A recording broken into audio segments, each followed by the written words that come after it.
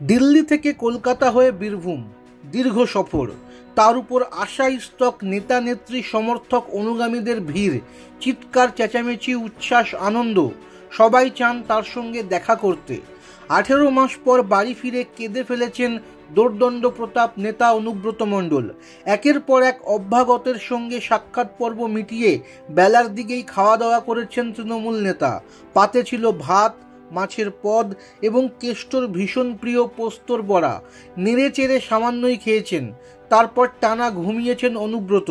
নেতার পরিজন এবং ঘনিষ্ঠেরা জানাচ্ছেন দীর্ঘ সফরের ক্লান্তি তো রয়েছে, তাছাড়া শরীরটা নাকি ভালো নেই অনুব্রতের। 2022 সালের 11ই আগস্ট গরু পাচার মামলায় বোলপুরের নিচুপট্টির বাড়ি থেকে অনুব্রতকে গ্রেফতার করে সিবিআই। তারপর থেকে বীরভূম জেলা তৃণমূলের প্রাক্তন সভাপতি জেলবন্দি ছিলেন। প্রথমে আসানসোল সংশোধনাগারে রাখা হয়েছিল তাকে, পরে ইডির মামলায় তিহার জেলে নিয়ে যাওয়া হয় কেষ্টকে।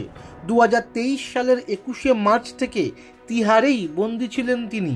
আর 2023 সালে ওই গরু পাচার মামলাতেই কন্যা সুকন্যাকেও গ্রেফতার করে ইডি, তারও ঠাঁই হয়েছিল তিহার জেলে। সপ্তাহখানেক আগে জামিনে প্রথমে মুক্তি পান মেয়ে, তারপর গত শুক্রবার বাবা। আইনি বিষয় মিটিয়ে সোমবার তিহার থেকে ছাড়া পান অনুব্রত। তারপর মেয়ের সঙ্গে রাতেই ইন্দিরা গান্ধী আন্তর্জাতিক বিমানবন্দর থেকে কলকাতাগামী বিমান ধরেন তিনি। মঙ্গলবার সকালে কলকাতা থেকে সড়ক পথে সকন্যা বাড়ি ফিরেছেন অনুব্রত।